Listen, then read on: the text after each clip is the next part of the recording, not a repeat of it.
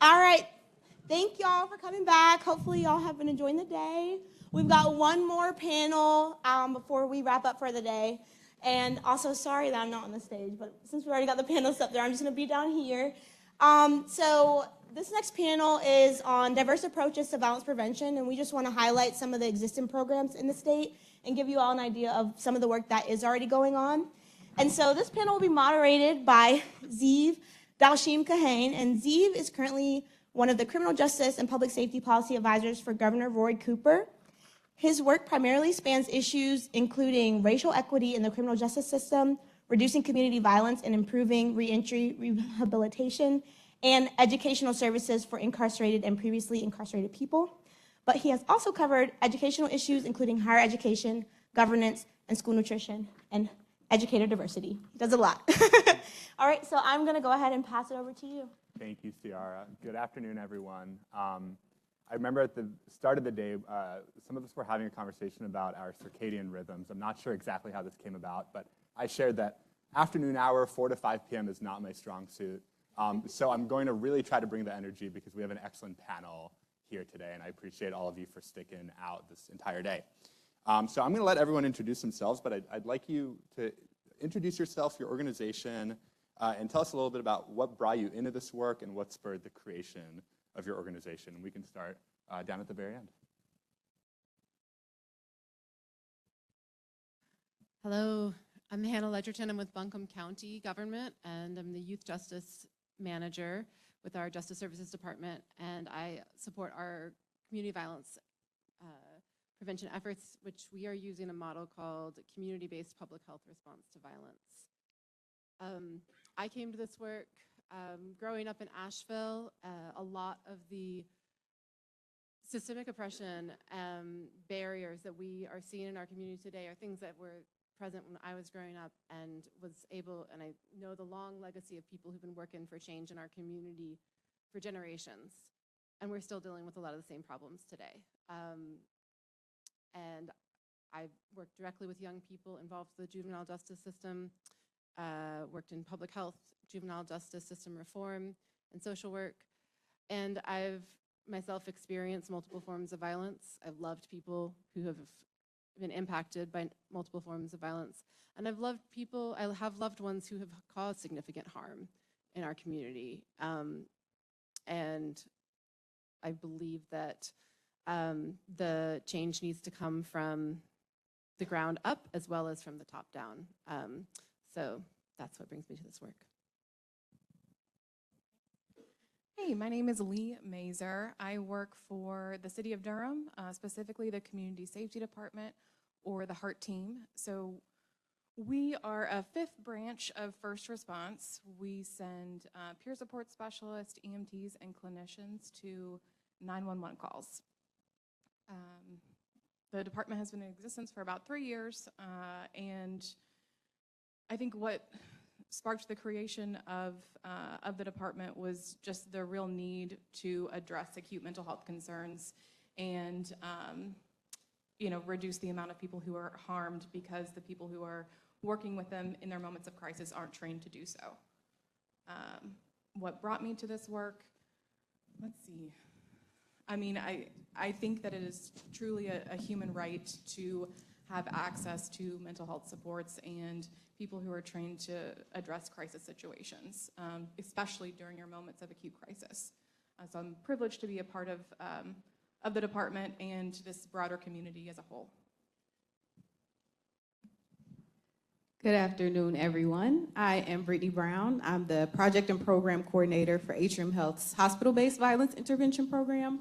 We are titled Project Boost, Boost standing for Building Optimal Outcomes for Survivors of Trauma.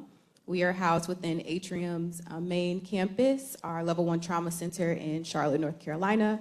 We house just a small staff right now, myself and 1 intervention specialist. We see patients between the ages of 14 to 24 that are experiencing violent penetrating injuries. So usually our gunshot victims, but that could be any serious incident that lands them in our Level 1 Trauma Center. So we are able to see anyone that comes in from other local areas if they have a serious enough injury. We meet with them bedside and offer them community services based on the needs identified. So a big part of what we do is doing a social determinants of health interview with them to determine their long-term and short-term needs. And we follow them along their journey by connecting them with those community organizations, case management, mental health supports, whatever they may need. I got into this work probably as a young girl without knowing it. I'm the product of being raised by a single father. So just navigating, seeing, a single Black man, navigating, raising 3 children on his own. And then just becoming a servant from that, living in Chicago for a while and working with young women who are experiencing violence, which just kind of catapulted my desire to continue serving in this space. So when I heard about this program being started, I jumped at it, and to God be the glory, here I am. So wonderful to meet you all.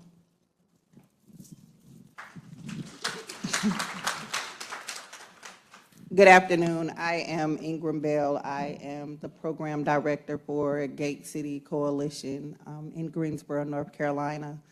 Gate City Coalition was founded 3 years after Gate City Guardians, who started out as a grassroots organization, organized and brought cure violence to the city because of homicides that had happened in our community with youth. What brought me to the work is I am a survivor of gun violence. In 2011, I was shot in my head. 2012, I had a brain aneurysm develop, and I had to have brain surgery while I was wide awake and pregnant. And the doctor told me it was either myself or my child. I am here to say that my child is 11 years old.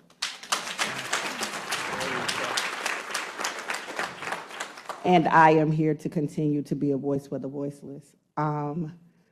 Part of this work for me is because my mother was a community activist as well. And so being raised in a household who is a mom who raised 100 kids on paper as a foster parent rolled over to me. And so once she passed, her legacy rolled to me. And so here I am continuing to be that voice. Good afternoon. I'm Bishop Victor Glover. I'm the CEO and founder of Fathers on the Move. We're a mentoring support system, pre and post release. We're inside the federal and state prisons. And once the guys come home, we go right into mentorship, where now those very same guys are now becoming certified mentors and giving back to the same population that they once was a part of. And we're all about building communities. What got me into it was, that was me some 28 years ago. Well, I found on my last bid, I got radically changed. Y'all don't hear me talking, okay? And I had an encounter that began to show me my purpose, my place in this world, the reason why I exist. And so that was literally, and I had a praying grandmama. And so that was for that change that really took me to do what I do, passionately love doing. Thank you. Thank you all for sharing all of that and for everything you bring to this work. I'm curious now to hear a little bit more about your communities, and I know there are some folks in this room that are interested in starting programs themselves. So I'd like to hear a little bit more about how your program approaches the needs of your community and your region, and how your approach sort of matches that, and then also what are some key accomplishments that you've been able to do so far as a program. And you can start if you'd like. Okay. Yeah, so basically, we're all about recidivism. And for the last 8 years, we've been holding a 2% recidivism rate where our men are not going back to jail or prison. And that's all by the grace of God. And we're all about intentional accountability. So literally, we're holding men accountable to do the things that they say they're going to do.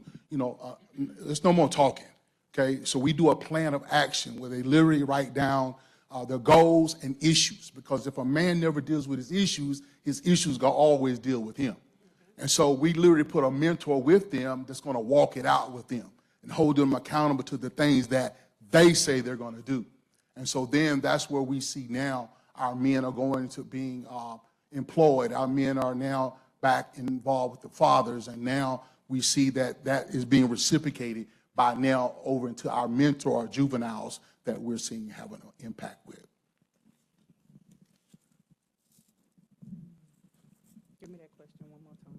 How does your program's approach match the needs of your community, and what are some key accomplishments?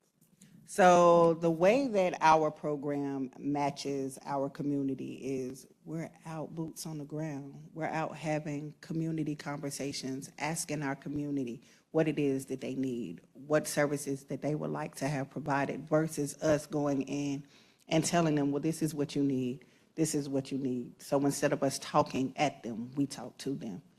We allow them to talk back to us, and we implement programs that we know that our community needs.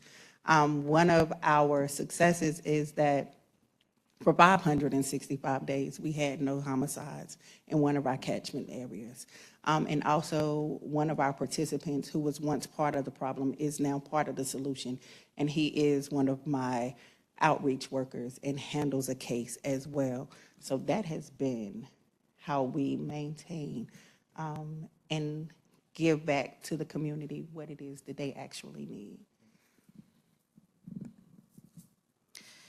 Yeah, so when I think about the needs of my community, Mecklenburg County specifically, a word that came to me was oneness. There is a lot going on in Mecklenburg County. There are so many amazing organizations that do incredible work, but as you all are familiar with, there's a lot of organizations that are kind of doing things in their own separate pockets. So we had an opportunity to be able to bridge some gaps between these patients who are extremely vulnerable in these spaces and a lot of times aren't even thinking about what wholeness or getting healthy looks like. And we were able to connect them again with organizations that they would have had no idea about. So with our inception came the inception of the Office of Violence Prevention for Mecklenburg County, and they did an incredible job of connecting us with a lot of resources and organizations that do work every day that I wouldn't have known anything about, so I'm extremely thankful for that connection. So really the need of our community was for everyone to know what's going on, what everyone's hands are doing. So we've been able to bridge those gaps and connect our organizations with our participants, connect our participants with the organizations. And I'm proud to say that I've been able to create a network where over 50 organizations have been able to utilize our patient population and so on and so forth. So we want to continue to grow that network because we know we can only do so much from the hospital, and it really is what's happening when they go home, when they're with their families, when they're back in school. And our nonprofits, our CBOs are the ones that really are supporting us as far as healing our individuals. So we're thankful for that. We're also dually housed within our program. So we sit within our trauma division, and we also sit within social health. So we have access to community health workers that can help us access resources.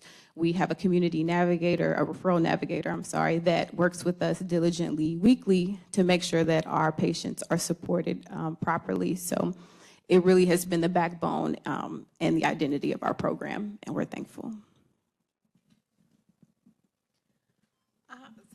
Given that our folks are going to 911 calls, there's no one that we don't serve. If we get dispatched, we are going to go. We're also able to provide follow-up care to individuals we meet with in the community. We're able to offer referrals to organizations that meet those people's needs. Our crisis, we have a clinician embedded in the 911 call center, which has an 18% diversion rate, which means that 18% of the calls that that person interacts with don't even get an in-person response because they're able to solve that issue over the phone or connect them with our follow-up team. Let's see. I've forgotten what else I'm supposed to say. Key accomplishments and how your approach matches your community. Sure. Some key accomplishments. I think we have really made a point to hire staff that are representative of Durham. We have reached out directly to organizations where people have done similar work so that we're recruiting people who are knowledgeable in the work that we're doing. We've particularly targeted folks who are able to speak Spanish so that that population is represented as well. So we try to be mindful in those practices and generally have responded to over 20,000 911 calls, which I think is an incredible amount in the 3 years that we've been in existence. Thank you. The community-based public health response to violence model is one that was really recommended to be by our community members for Buncombe County to implement. So back in 2019, 2020, through community engagement and racial equity work, a lot of community input from listening sessions were saying safety is a huge priority in our communities, but our members really want investment to be made into the community leaders living in neighborhoods that are most impacted, who are already doing the work and not getting paid for it, or already have the capacity to be these amazing mentors and leaders, but aren't getting the support to be able to dedicate their time and energy to doing it. And so at the same time, Buncombe County was declaring public health and public safety, or racism as a public health and public safety crisis. And we were able to leverage funding to invest in some foundational work with partnership from My Daddy Taught Me That and the Spark Foundation, as well as Racial Justice Coalition, who was doing research on different models from across the country around community violence intervention and prevention. And they identified Mr. Brother Abdullah over here, who you got to hear from earlier today, and his brilliance, and really recommended and brought forth community-based public health response to violence as a comprehensive and holistic model that they wanted the county and local government partners to help support bringing to our community. Why CPRV was really identified, one of the core strategies is training folks with lived experience and deep relationships in community, folks who may have caused harm in the past, folks who have experienced harm, to come together and go through a 60-hour training to become community health worker violence prevention professionals, and then also to train system partners as equity advocates. So we have been able to train over 40 people locally. For all of our Buncombe partners, and Brother Abdullah, I'm considering you one of those, would you, and if you've gone, see her, I stepped out of the room. Oh, she's sick. And members who've gone through the Community Health Worker Violence Prevention Professional Training, would you stand up or wave? There you go. Hey, everybody. And Ciara Scott was part of our graduating class cohort in June as well. It's been an amazing opportunity to both be able to dedicate funds and resources to our community-based organization leads, Spark Foundation, My Daddy Taught Me That, YTL, Youth Transform for Life, as well as other community-based organizations who aren't getting dedicated resources to funding community health workers in their own organizations, but to be able to provide them with training and opportunities. So we're building a whole network of people who are dedicated to this work. The model also includes youth leadership development, and our first cohort of Youth Empowered Solutions graduated this summer, and I know that there's another cohort starting up soon. We've been able to build a robust multi-sector stakeholder coalition with monthly meetings with folks from government, law enforcement, education, community members, and led by community partners. We also have some of the core aspects of the model are also using popular education and creating opportunities for community healing and crime prevention through environmental design. So it's been really amazing to watch the work grow with the support of our local government, but really investing in the community leadership to really shape the work. Thank you. I'm going to skip forward a little bit because I just want to make sure we get to all the questions. I know that a lot of folks today have asked about sources of funding and things like that. So if you are comfortable, could you please share more about your funding model and sources and any advice you have for people who want to start similar organizations in their community? Well, one of the things we had to do was, we wanted to step outside the box. And so we're really engaging, especially with the church world, the church community, because a lot of times, I realized that the church didn't know how to, to engage with returning citizens. So I said, well, I can't assume nobody know anything. So we decided we're going to go in and train and equip the church how to engage, how to talk, how to meet them right where they are as they come out. And so with that, now we see we have a model where now the church is now literally pouring in to say we want to support that. And now we open it up for them to learn how to go in and do prison ministry or educational support inside the prisons. And so that's where we see now that we're trying to make a difference at. And by that, we have now gone national with developing other locations in other states. So that's where we see now the church is actually saying, hey, we want to get involved. We want to step up, training pastors, training congregations members to know how to be engaged with this particular population and to love them as they come in, even before they come home, because now with that love that you show before they come, that's where they're actually going to come first when they get released. Because why? You were there with them doing their bid, their time, their sentence. And so that's where we see now that's making a real difference is engaging in the church community.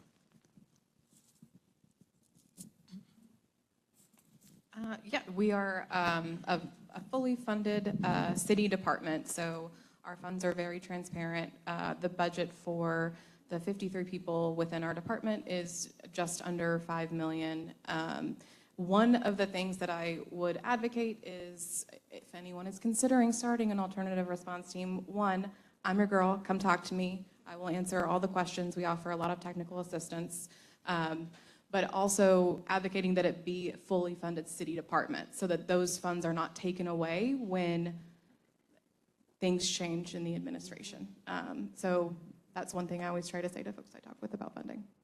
And I know as a resident of Durham, I know it started sort of as a pilot, and then people saw how successful it was. And I believe it's citywide now, right? Yep, it is citywide. We started out with, you're right, that small pilot area to make sure that we were doing all the things in the ways that we should, changing a million things, every month.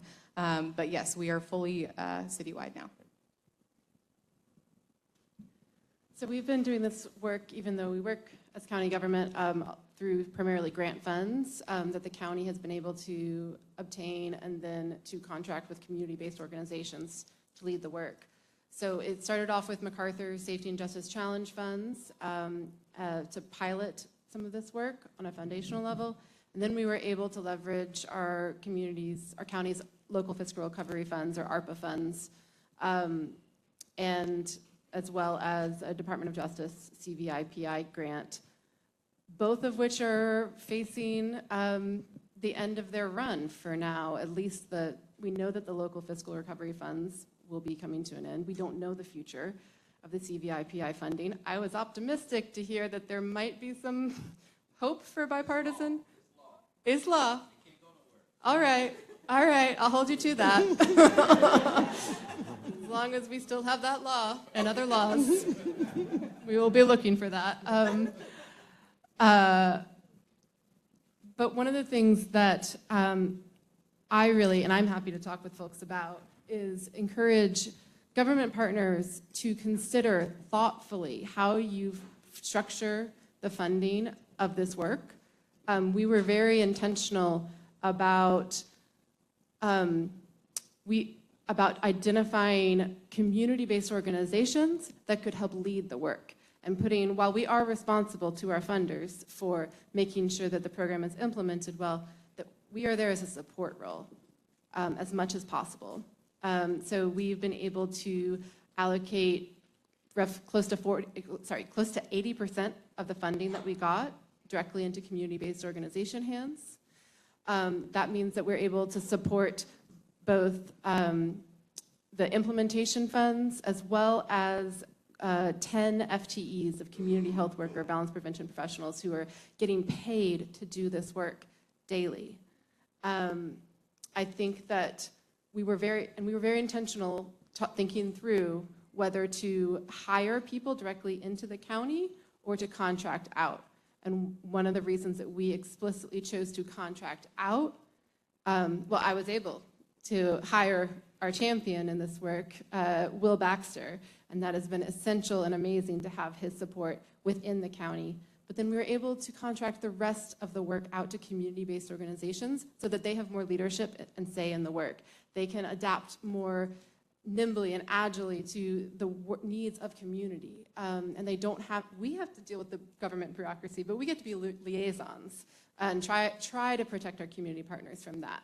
And I've heard of too many times where government agencies get the funding and then they try to bring community members in, but some of the harms that were talked about of trying to bring folks with lived experience into an institution that has caused them harm in the past can be so challenging for the folks on the ground. And so the more that we can protect and buffer that, the best we try to do. And it's been amazing to see the work that our community health workers are really able to bring to the table, and they get to shape the way that we do this work on the inside and advocate up on their behalf as well. Thank you. I'm going to ask a lightning round question because I want to make sure we have time for Q&A. But this is around the impact of your program, and I'm curious to hear how you measure and report outcomes, and also how you measure success. So for us, we keep data every day. Every mediation is wrote down. Every intervention is written down. Every event, every interaction, we write them down and put them in a data system. And we turn our data into our funders, which is the Office of Violence Prevention on the city level. And so that is how we keep our data. And we had some amazing help getting our data system built. Arthur Durham was one of the ones that helped build our data system. So, you know, we're forever grateful for that as well. But that is how we keep our data, and how we measure our success is you can't measure success about things that didn't happen, right? So everyone is like, so how do you know if you're effective or not? I will say that we know that we're effective because the numbers in our target area have completely decreased. Where there is homicides going up in our city, and they're raising in our catchment areas, there aren't any. So that is how we know that our work is working. Okay, I have to brag because we have an amazing data team, and our data leader is here, and I want her to talk about all the amazing work we've done really, really quick. So Dr. Morgan Maxwell, can you talk about our data catch points? Sure. Hi, everybody. I have been supporting Project Boost for the last year and a half as the evaluator. They have been able to touch over 250 folks and enrolled around 130 of those individuals into our program. What's really impressive is that they've also been able to identify 152 goals for these individuals, and they're also connecting them to over 50 different community-based organizations, making over 128 referrals. So we're really excited about their work. We're also doing some diligent follow-up. Right now, we're waiting to kind of get to a 65% completion rate for our 90-day and 180-day follow-up to speak to whether or not these CBOs are able to connect them to the appropriate resources, whether or not they are experiencing violence once again, whether or not they're meeting their goals. So we're really excited about the work that we're doing. Again, it's a two-person team, so when we have more folks on our team, we're expected to get a little bit more data so that we can speak more robustly about the impact of that work.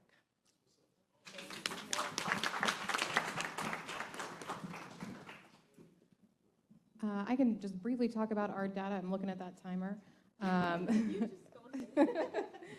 So we have a really transparent data dashboard for our website because we view our funders as the community in general and want everyone to transparently see what we're doing. So we're tracking how quickly we're getting to calls, how long we're spending on calls, the types of calls that we're going to, who we're referring to for our follow-up teams, whether or not those referrals are viewed as successful, our diversion rate, the amount of times we're interacting with law enforcement in the field, the amount of times law enforcement is requesting our presence on scenes.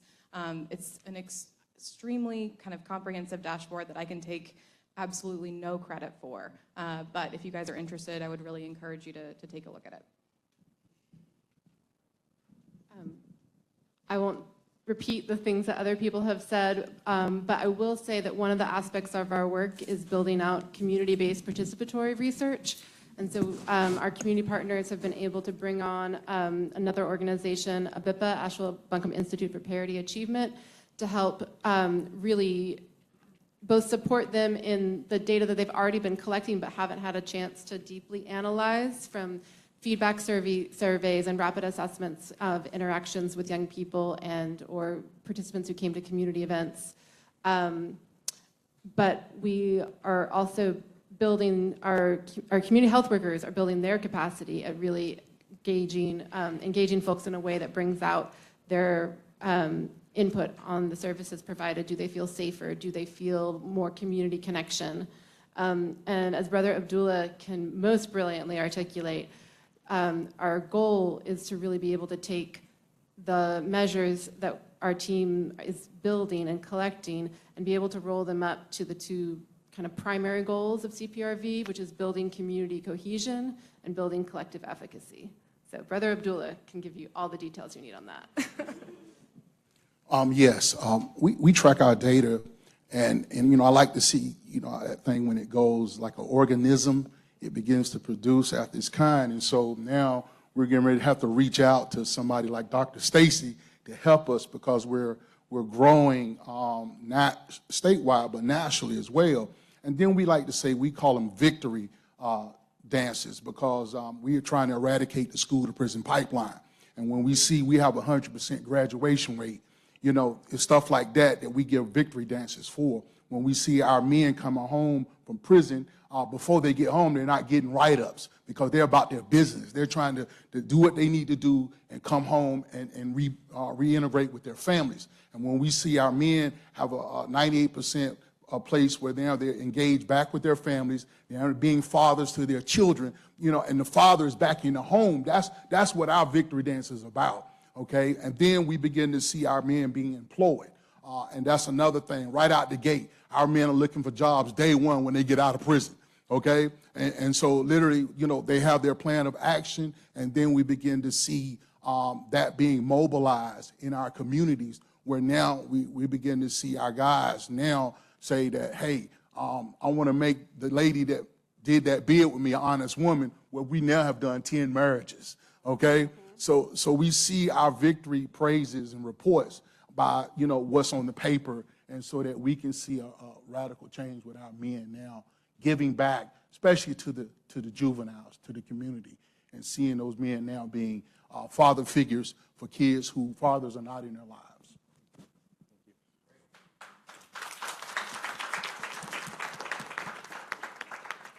And we're going to open it up now for the audience if anyone has any questions. I know you guys have some questions.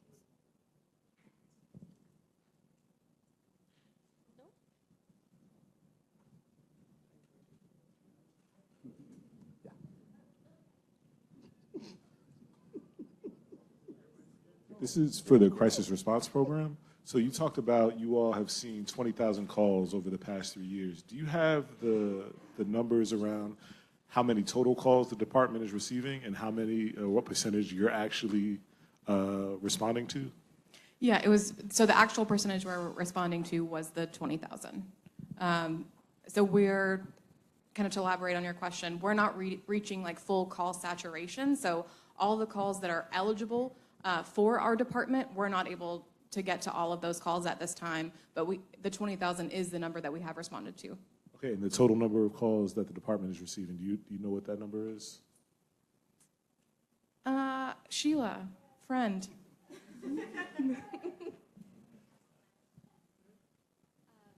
Hi everyone, I'm a program strategist with the Durham Community Safety Department.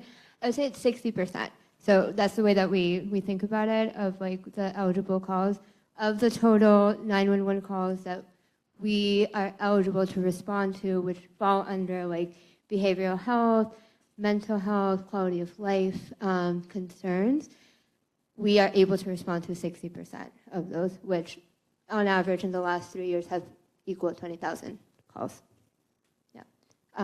But I really encourage everyone to look at the dashboard that our talented colleagues have put together. It's really, really in-depth and really awesome. Thanks, Sheila.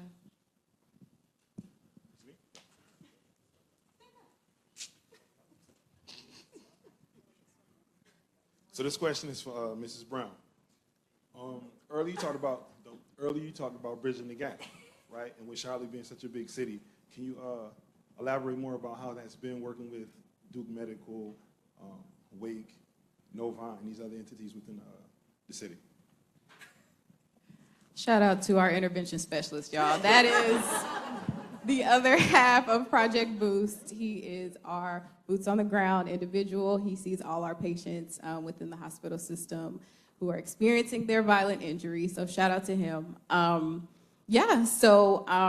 For those that don't know, Project Boost was the first hospital-based violence intervention program to start in the state of North Carolina. So right after us, right after us was Duke's program. So Yuzuri and I met pretty immediately after the inception of her program, and we began just kind of like spitfiring things together and making sure we stayed collaborative with all the work we did. Yuzuri and I were able to get published together and talk about the work we created here in the state of North Carolina. And since then, there have been a handful of violence intervention programs that have started within the state, within our rural counties, our coastal counties, and we've been able to connect with all of them and collaborate. And we meet regularly. We talk about challenges. We talk about how we want to integrate our work better.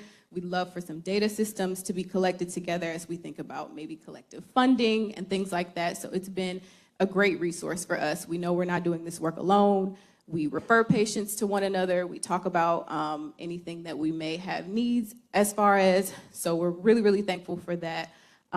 We're also looking to connect with our street outreach team more. We know how important they are for the work we do. I've recently joined their advisory board and just trying to strategize on how we can get them embedded in the hospital system a little bit better. There is a bit of a hiccup with that, of course, so we work diligently to figure that out because we know they are the heartbeat of what we do. So I encourage anyone who is doing this work, anyone that's on the streets doing this work every day, that is who you need to be communicating with on a regular basis because they know the areas, the people you should be talking to, the things you should be doing. So I highly encourage it, and I'm thankful again for the connections we have here.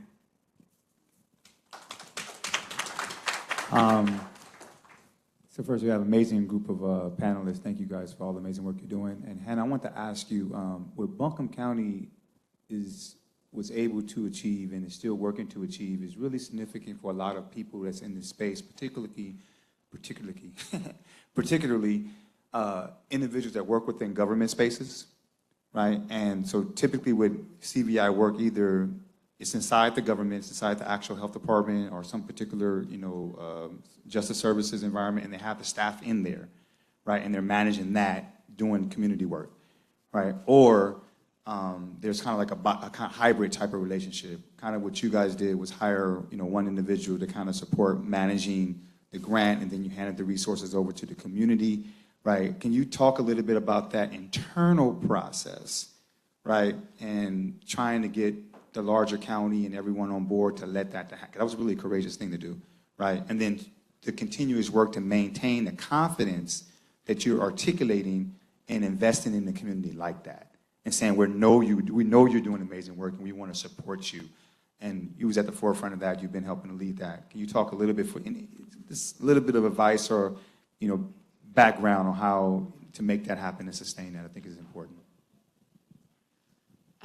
Thanks, Brother Abdullah. I think that local government often asks a lot of community partners and does not often back it up with the funding to do the work for what we're asking them, whether it's for access to community or community input and expertise. Or I love my public health background and partners, but I was working with the HHS community health improvement process where we're building collective impact and bringing folks together to do health equity work and change, but we are not paying. We don't have funds in that sector to pay community partners for the work that they are doing typically. So to be able to really hear the input from community and follow through, show up, do what we are saying, oh, we believe in this work, so we're going to invest in it. It does take a lot of advocacy from folks within the system to continuously try to advocate for this model, especially when, when new folks come on board, whether within our institution or within partner organizations and institutions, folks who, previous leadership were at the table building this work, supporting it, and then a new leader comes in and they're not interested in that level of collaboration, and you kind of have to start all over again. I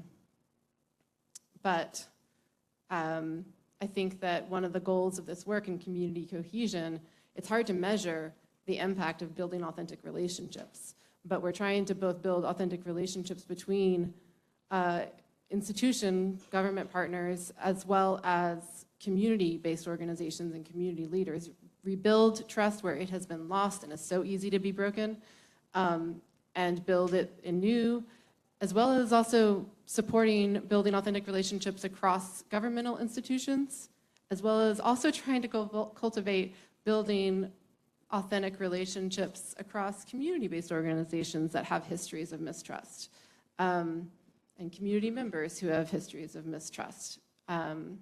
We are a small community that's often kind of placed within a big tourist economy.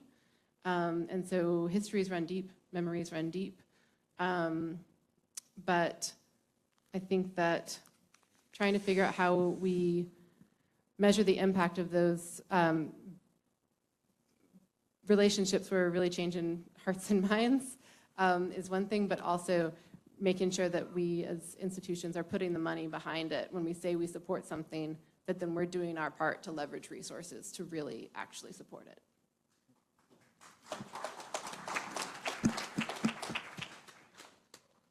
Okay, well, thank you all so much. I know I have learned a ton from this, and I'm sure everyone else has as well. Let's give our panelists a round of applause.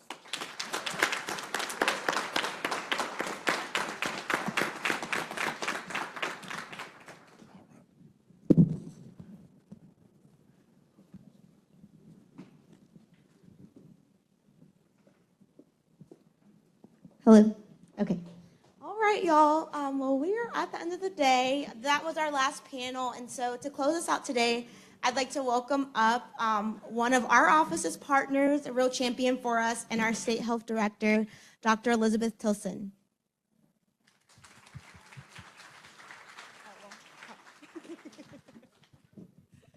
Great. Well, thank you. I'll be quick because you all been here all day. But I really want to acknowledge this incredible energy all day long. It has been so nice to be among you all and to just feel this incredible positive energy and love in the room.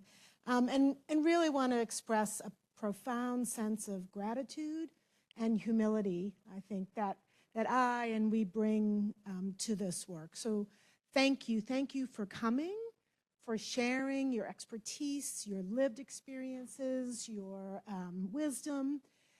Thank you for joining us and making each other stronger, learning from each other.